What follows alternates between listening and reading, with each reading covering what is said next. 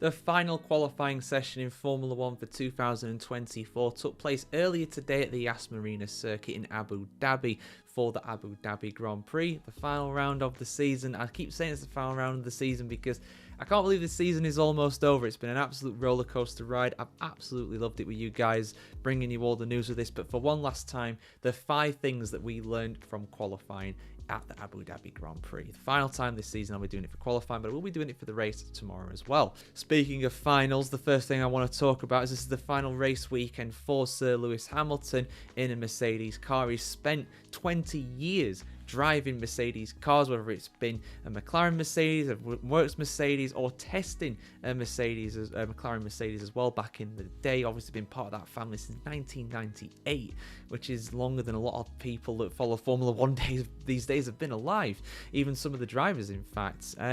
But yeah, he had an awful qualifying session, but to be fair, it wasn't really his fault. I mean, he was looking alright. He probably could have got through to Q2, but unfortunately Kevin Magnussen, who went off the track trying to get out of the way of other cars because he was on a slow lap, other cars were on a fast lap. He wanted to try and get out of the way. I think it was in the twisty, tight section of the track really, and unfortunately when he went off track he dislodged a bollard. That bollard ended up going onto the track and lodging itself underneath Sir Lewis Hamilton's Mercedes and just ruining the aerodynamics of the car as a result. Really unfortunate, unlucky stuff for Hamilton. He qualified down in P18. He's got an absolutely incredible job on to even get points from there really. It seems like it will not be a fairy tale weekend for Hamilton in his final one for Mercedes before moving on to Ferrari next year. Jack Doohan, I want to highlight him because, you know, I think he ended up all the way down in P20 and last in the end. But this isn't to have a go at the guy. I mean, at the end of the day, it's his first Formula 1 race weekend. It's very difficult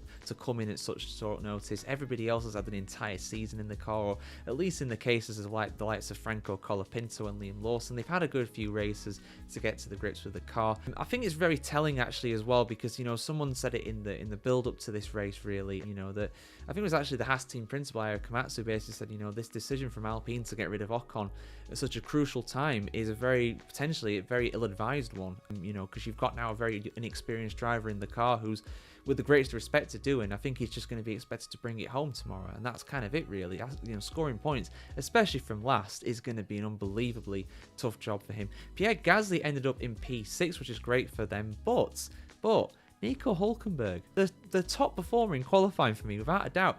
Fourth place in the Haas, unbelievable. They've got a great chance of overturning that deficit to Alpine in the championship and claiming 6th tomorrow, but we'll bring you all the permutations for that tomorrow when the race is actually played out. Next, let's talk about Charles Leclerc, who will start the race from the back of the grid. I do want to correct what I said before. Doohan will not start in P20, I don't believe, because Charles Leclerc will actually start in P20 tomorrow because he was out in Q2. I think he actually set the fastest time in Q2, but unfortunately, because he had a lap time deleted, he just literally, by the width of a cigarette paper, ran off the track in turn 1, and because of that, his lap time was deleted. I think he ended up in like P13, something like that, but he has a 10-place grid penalty due to taking another battery, another energy store system in his car over his allotted allowance for the season. So he actually starts in P20 and last, which is a really bad one for Ferrari in their battle with McLaren, because even though Carlos Sainz qualified in P3, it's a 1-2 for McLaren. I said in my Friday practice review McLaren were looking like the team to beat, and so it proved again. Lando Norris ahead of Oscar Piastri. They are quite literally and figuratively in pole position to be able to take that first in the Constructors' Championship. The first since 1998. The first since Sir Lewis Hamilton was at the team. All the way back in the day as a youngster. So incredible for them. I mean, I said that my performer of the day was Hülkenberg, but I'm now almost reconsidering it actually because I forgot about the last point until just now. The 5th and final point is that a Sauber made it into Q3.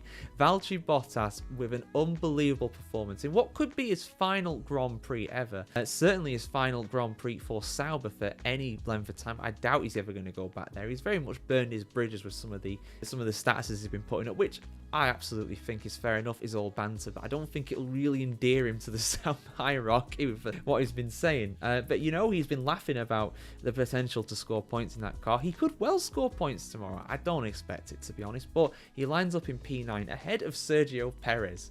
Perez making it through to Q3 for a change, but qualifying down in P10 behind a Sauber. Not great, Checo. Not great. But yeah, those are the 5 things that we learned from qualifying for the Abu Dhabi Grand Prix. I'm really looking forward to this race tomorrow, not just because I'm a McLaren fan, of course, that is going to play partly into it, but at the end of the day, I'm looking forward to seeing how the battles in the constructors shape out, the battle for first and also the battle for 6th. Really, really big ones tomorrow. But who are you looking out for tomorrow, and who do you think is going to win the race? I'm going for Lando Norris. I've got to back my boy from McLaren. But yeah, let us know your thoughts in the comments below, guys, and yeah, we'll see you soon for some more Formula 1 content here on the F1Chronicle.com. Have a good one.